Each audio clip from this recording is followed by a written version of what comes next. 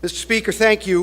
The Affordable Care Act was passed in 2010 and done so on the premise that all of those who were in a position to afford it would have to be able to buy insurance.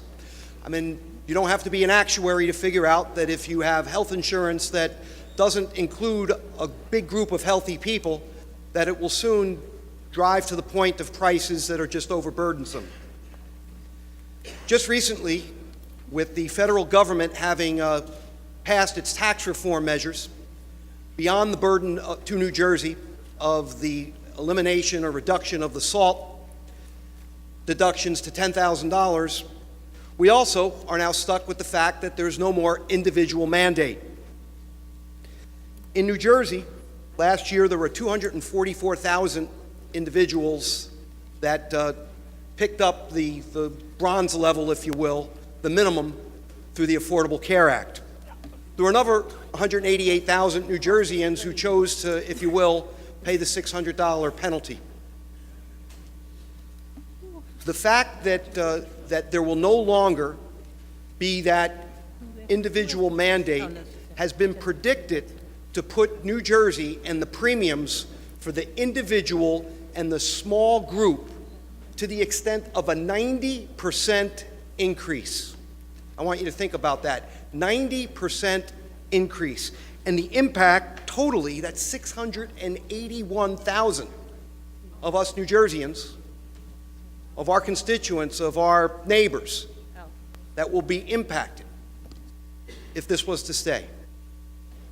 States happily have the option to ourselves put the individual mandate back in place.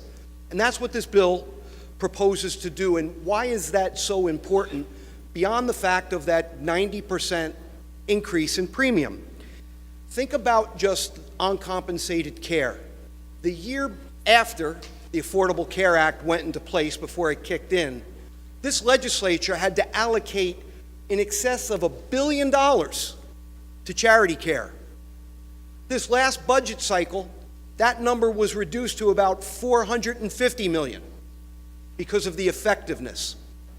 Think of how our emergency rooms will now be overrun as they were in the past with individuals who unexpectedly become ill because they no longer have the obligation to have to buy insurance.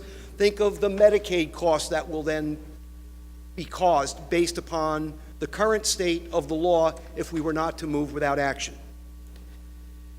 Now, there's a second corollary bill that's not before us now, but will be before us before the end of this session, that talks about reinsurance and puts us in a position to not only stabilize the individual in the small business market, but actually bring a 15% reduction to those 680,000 or so New Jerseyans. So with that, Mr. Speaker, I proudly move this bill and beseech all of you, for the best sake and the interest of not only our budget, but on the health and well-being of our individuals and the affordability of health insurance, to support this bill.